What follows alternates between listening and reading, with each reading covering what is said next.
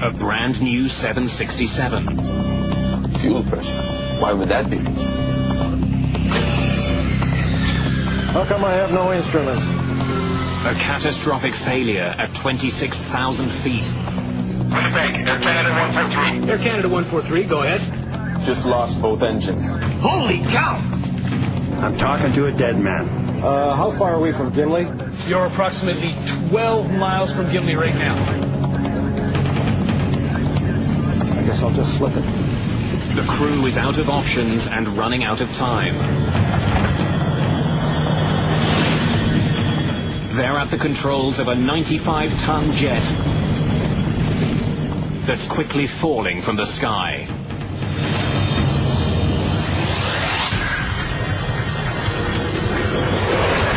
Mayday.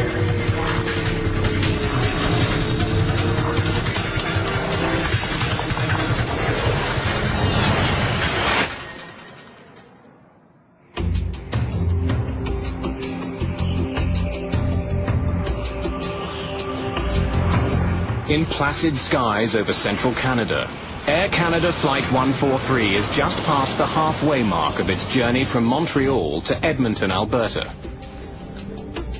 Good evening, ladies and gentlemen. This is your first officer. The plane is carrying 61 passengers and 8 crew members. Beautiful day. Clear, temperature of 24 degrees Celsius. It's July the 23rd, 1983. Hey, that's kind of a long time. Rick Dion is an Air Canada maintenance engineer. I was going to Edmonton with my wife Pearl and my young son Chris, who was 4 years old, and this was the beginning of a 2-week vacation for us, and we were all pretty excited about going on this new airplane. Compliment of the captain. Oh, hey, Rob, thanks. Whenever you want to come up to the flight deck. This was my first flight on the modern 767, as the company had just acquired them. I'll be back in a minute, okay? I was interested in going to the cockpit to see all this new technology fit in with the work that I did on aircraft. The captain on this flight is Bob Pearson. He's 48 years old and he's spent more than 15,000 hours in the air. His first officer is Maurice Quintel, who has more than 7,000 hours of flying time.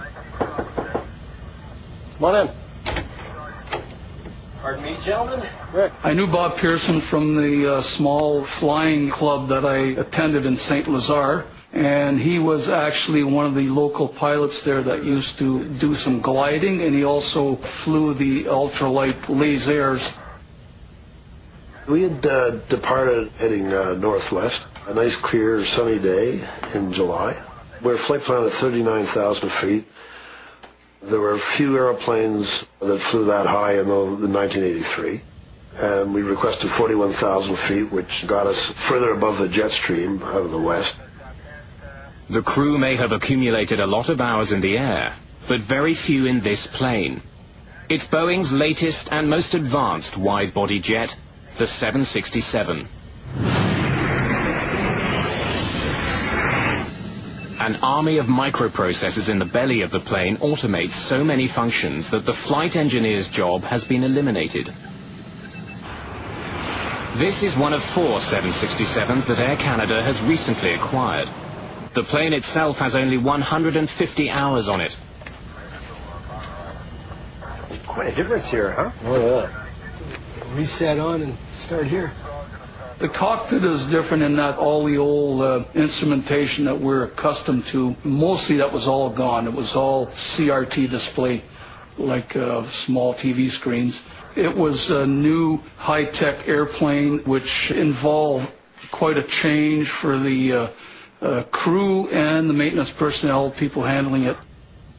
This is a new aircraft for both the captain and I. At the time I had 75 hours on that airplane, so everything was new for me. Pilots and maintenance crews are both still getting to know this airliner. Well, then we get that same condition. Captain Pearson explains to Dion how he handled a small problem with the engines on an earlier flight. Comes back down to low stage and we just carry on. You know, that brings up an interesting... Fuel pressure. Why would that be? A warning alerts the crew to critically low pressure at one of the plane's fuel pumps. Something's wrong with the fuel pump.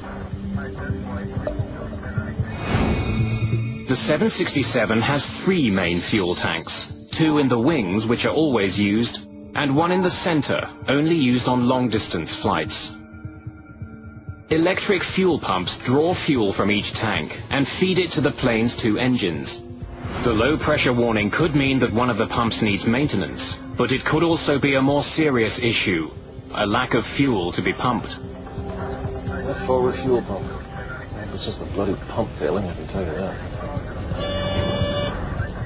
Another low fuel pressure warning sounds, this one from another fuel pump on the plane's left side. Pearson's flight management computer tells him he should have plenty of fuel for the remainder of the trip. The 767 also has separate digital fuel gauges, but on this flight those gauges are out of service. The warnings don't make sense. What would your assessment of that be? My own personal thoughts? It might be low in the left tank. I used to be involved with transferring fuel, and I know that when you're trying to empty a tank, it'll start flashing periodically, and then the pump will reprime, and then the light will go out. In this case, it appeared to do exactly the same thing. Captain Pearson knows that if the left tank is running low, the right tank may be low as well. Let's head for Winnipeg. Now. Pearson wants to land as soon as possible in case he is running out of fuel. The crew is still more than 700 miles away from their original destination, Edmonton, Alberta. The nearest major airport is Winnipeg, Manitoba, a mere 120 miles away.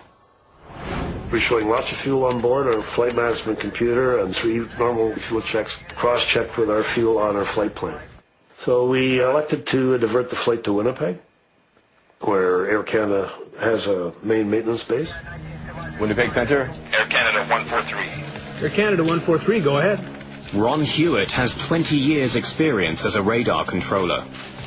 Yes, sir, we have a problem. We're going to requesting direct Winnipeg. Air Canada 143 cleared. Take position, direct Winnipeg. We're cleared to maintain 6,000. Descent, your discretion. Send to 6,000 his discretion, and that was it. He didn't tell us what the problem was, and it's none of my business. Give him what he wants, get everybody out of his way. That's about what we do. Okay, we're out of 410. Pearson now begins to descend from 41,000 feet. Oh, man. We're all going out, okay? The low-pressure warnings are spreading to more and more of the fuel pumps.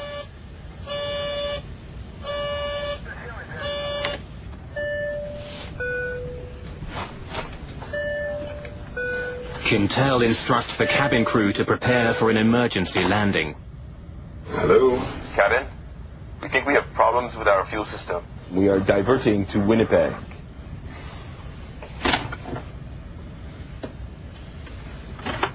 All flight attendants to front galley, please.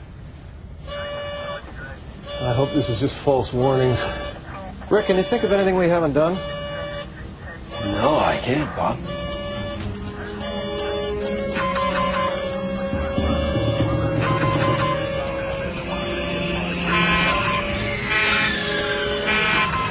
Okay. We've lost the left engine. Losing an engine erases any doubt. Flight 143 is in fact running out of fuel. Okay, checklist. Single engine landing. Pearson is trained to land a 767 with 1 engine.